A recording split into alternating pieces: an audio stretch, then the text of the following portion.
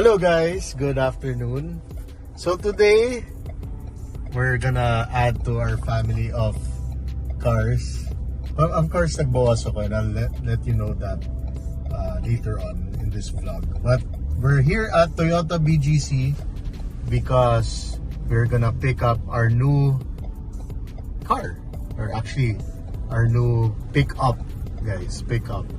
And this is paano ba? Biglaan purchase. Ayan, Toyota BGC Global. And I'm super excited. Part 2 na kami dito. Medyo masikip lang dito, guys. Anyway, the car is ready.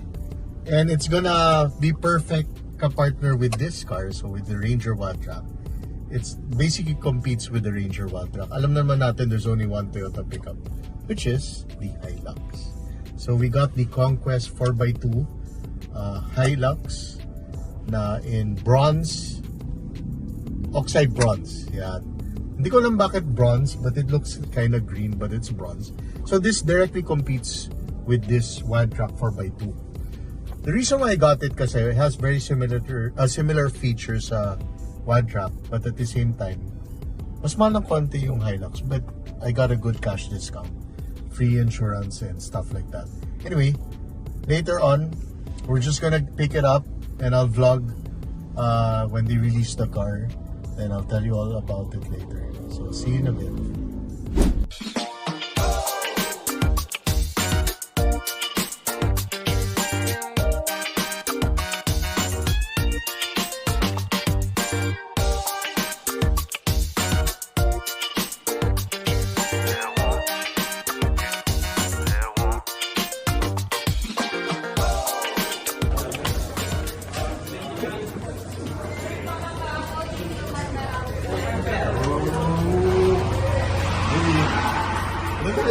Oh, wow. Aray. Nice. Good here. Look at it. Very nice. But I'm changing it. What's that? Like the. Oh, you're changing it to LED. Papalitan ko ito eh. Napalitan ko ng modality. Kasi sa Wildtrak ko ito eh.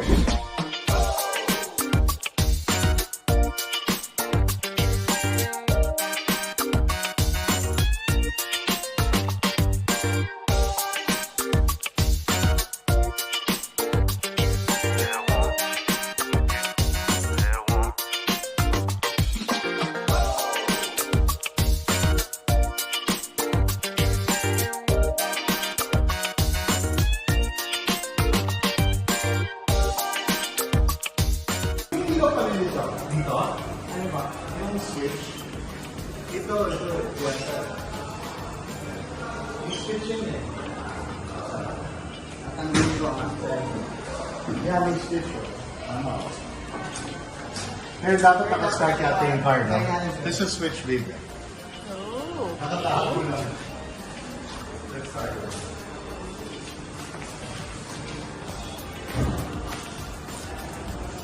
Ito yung malaking improvement eh. Nice.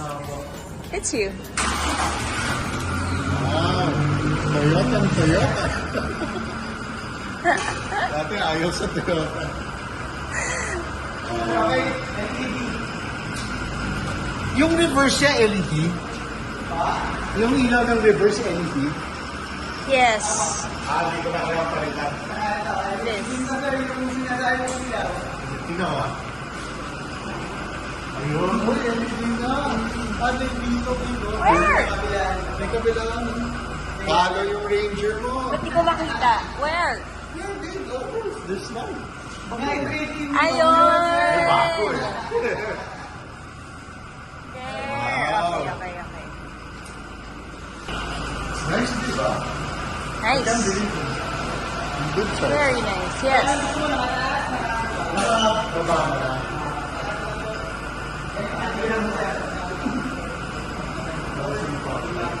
Buti talaga nakapag-comment ako sa'yo sa Hilux group. Wala may tubig talaga. At ate Oda din, nagulat ako. Talagang ikaw.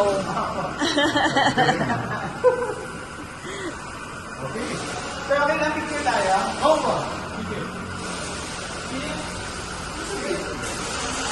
guys, we're leaving Toyota. May gas kahit pa paano. This is good. Ayun guys, the 360 cam.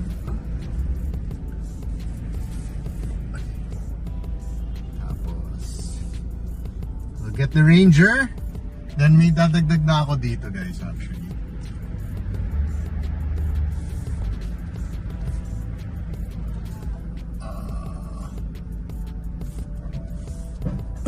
Look at him.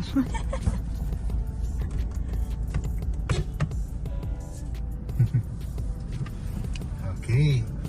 U-turn tayo, we have to get the car. Even yours kailangan. Nice of him. Yes.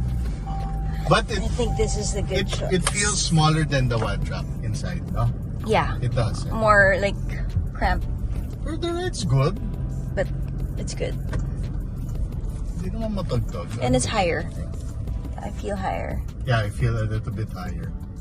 But this feels smaller, especially dito. Right. The ano na on the front. And of course, the steering is Kasi pababa siya. the steering is heavier kasi this is not powered electric. Pero okay lang. But maganda. It's nice. It's quiet inside, no, babe? Yeah, for a diesel? Yeah. Yes, it is. Later, we'll figure it out paano we'll gamitin yung mga stuff na to. Yeah, may eco button. Sige, tipid tayo. Inagkaya kita. Mahal ng gas ngayon. Mahal ang gas niya. Well, thanks Toyota. It's super fast pa guys. We don't have to wait that long, which is good. Right. And they give a good deal, no? Oh, they gave a good deal. Very good deal. So I'm happy about that. Yeah. And then, nag-automatic siya pag may car. So, So cool. Okay, let's go.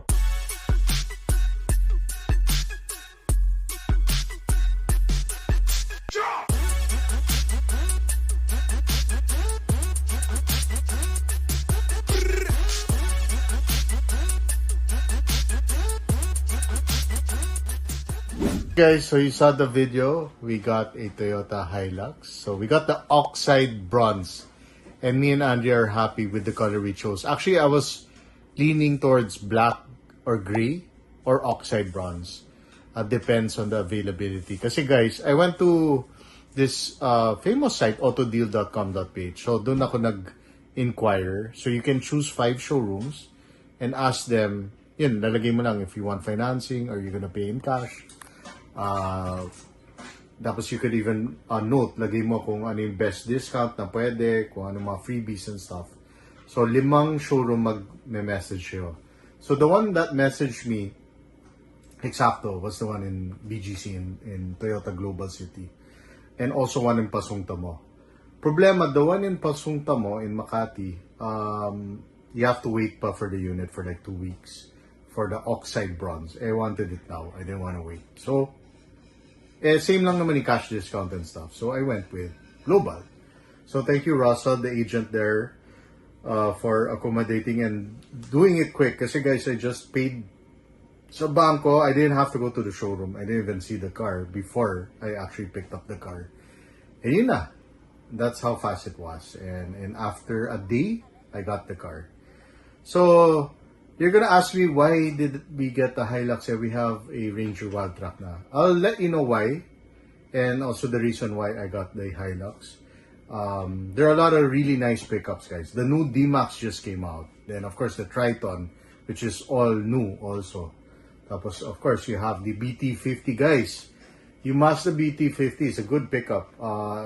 Mazda looks with Isuzu, engine and transmission. Very good pickup. And they really give a big cash discount, guys. I'll tell you right now, they were giving me 250,000 cash discount on the 4x4. That's the top of the line pa. Well, the Pangolin, then the 4x4. But konti lang na difference ang Pangolin sa 4x4 na BT50. So, I was really thinking about the Mazda. But I just wasn't sure if I want to sell the BT50. Baka matagalan, di ba? Kasi you don't see a lot of it on the road. Though it's really a Isuzu pickup truck with the exterior of a Mazda and improved interior compared to the Mazda compared to the Isuzu D-Max.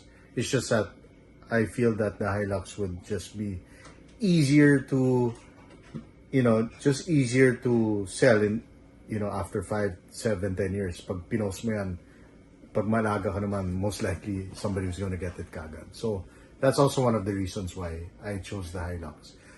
Of course, there are a lot of downsides with the Hilux, and I'll let you know in another video. And I'm going to compare the Ranger and the Hilux, because those two compete on that price level, the 4x2 Conquest and the 4x2 Wild Track. So I'm going to do a video about comparison, why I chose the Hilux, what Hilux has more than the Wild Track, and what the Wild Track does better than the Hilux. Basta, I'll do that for you. The reason also is it's perfect for a lot of people that watch my channel, and a lot of Filipinos, they love pickups and SUVs. So I feel that these two pickups are really bestsellers, diba? The Ranger and the the Hilux. But of course, the Triton, the new Triton's selling very well. Isuzu D-Max is perfect, especially for construction if you're doing a lot of construction. BT50 not really selling well. That's why they're giving big cash discount. Not saying it's a bad pickup, no, not at all. But yun nga, if just for owner's experience, if you're gonna keep it for a long time, especially if you want to sell it also, it's gonna be easier to sell yung Hilux for sure, even the Ranger compared to the BT50. So yun guys, I'm happy with the pickup, and I'm gonna do a lot of videos about it. We're gonna bring it also on long trips.